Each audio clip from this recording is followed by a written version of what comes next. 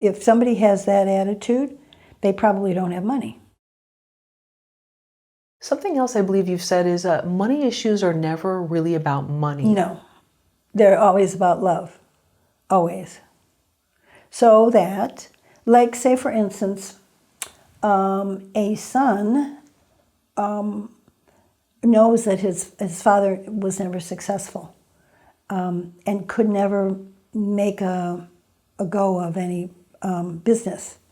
So then you'll see the son unable to surpass his father because his relationship with his father is love. He loves him very much and wants so for his father to succeed, but trying to have his father succeed makes the son fail.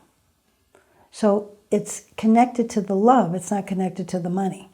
Money's happy to come at you all the time, but you have to know how to have a good full stream in relationship to love. But what if someone says, just when I'm about to get ahead, I'm hit with all these bills. Mm-hmm. And so I have love in my heart. It's that I don't make enough to keep up with rising prices. So if the belief system is that the person doesn't make enough to keep up with rising prices, then therefore they will not keep up with rising prices. So that's their belief system. So now that belief system might have come from mom or dad. There's a lot of phrases, like, oh, well, money doesn't grow on trees. You can't have that toy. That you better learn how to, fend for yourself. There's all kind of phrases that are brought into people's belief systems, and then that's what they believe. But whatever is going on in your relationship to money, you look at that and look that there is a belief about that, and it's anchored in a love belief. And then the flip side, what about people that come from abundance, mm-hmm. but somehow they still have money troubles? Yeah, because it's love. Like say for instance, their father was very wealthy, but he wasn't home because he was bringing home the bacon, and so he wasn't home to give them time, but he would buy things for them. So then they would be in abundant financially, but they would be hollowed out, feel a sadness about that they weren't loved. So it's always the money, the love component that has to do in relationship to money, and it's never about money. It never, like, oh well, if you have this job, you'll make this amount of money, and then you'll be fine. Only if you believe that that's true. So then maybe somebody that did come from abundance and they're not doing well financially, is it that they view money as evil? And They could, yeah. Everybody's got their individual way of carving this thing out, but it's always a love relationship with money. And look, just simple things like look at money in your wallet. Is it all scrunched up and stuffed in there? Or do you have it folded nicely and all the president's heads are going in the same direction? Be respectful of money, because money wants to come to you, but if you don't treat it right, if you, the minute it comes in, if you conjure up bills to pay and it goes out again, well, really? Is that what you want, in your relationship to money? You wouldn't want that kind of relationship with a human being, would you? No. Okay. So you want to, you want to be mindful of that. What is the inner money method? The inner money method is same as, which is what I'm saying is, money is always about love. And so you want to be mindful of your relationship with money and have it really be clear, real clean. Like, tell money what you want it for, and it'll come to you in that clear way. If you put a lot of stipulation on it or confusion around it, it's a little more difficult energetically to move around and come into your hands. So that's a very popular seminar that I did. A lot of people would want to come to that because they felt like they were they had, big money issues. Well, from, growing up, maybe not from the wealthy side and also seeing a lot of people in that situation, I know there's a learned helplessness that if you grow up at a certain, income level, it feels like it's almost like something that you see the world through. And so I find that interesting because it's hard to break out of that. It is. It's very hard to break out of that. And that's all, everything is perception. And so as you change your mind about how things are that you don't prefer to have, then that's when they change. Change your mind, change your whole life. It's that simple. And it's that difficult because it's just a belief. And if you keep carrying on in a belief, and you'll see what your beliefs are by looking to see the results that are coming in your life.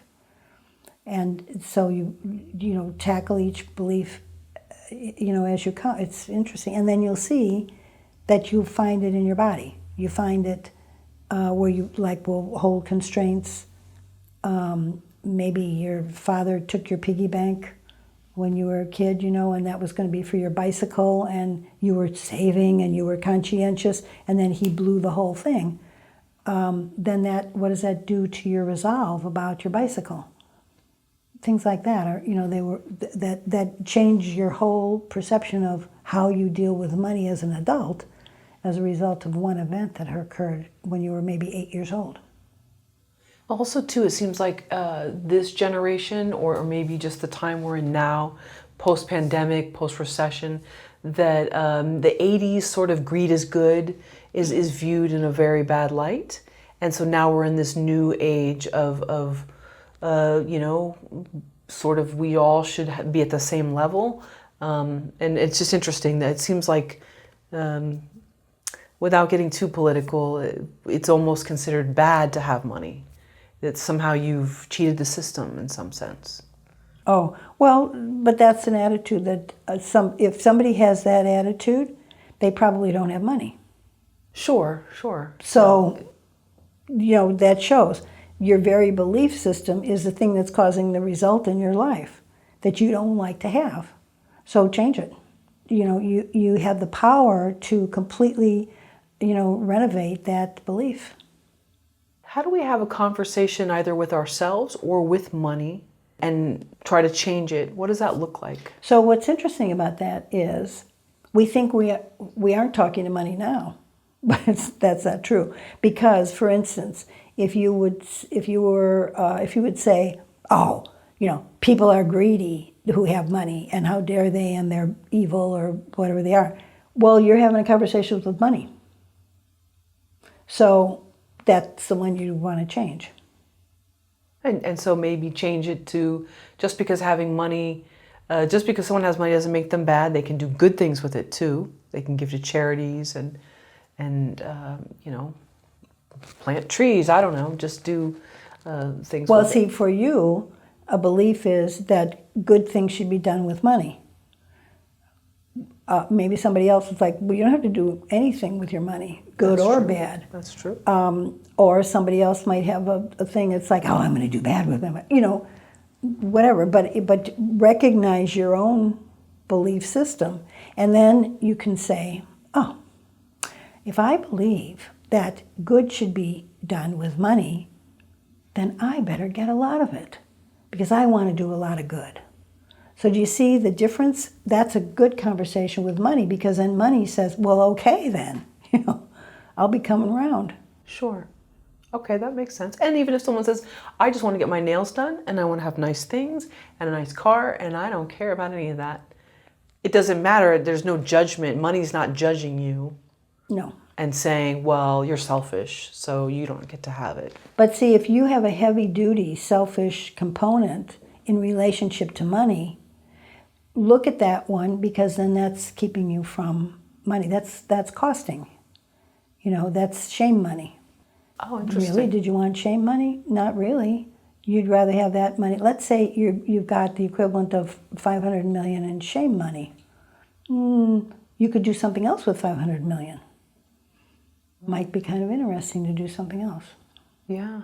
I never heard that term. I like that. So recently, it's just wonderful. I have some clients, they're all over the world actually, and we're doing regenerative agriculture.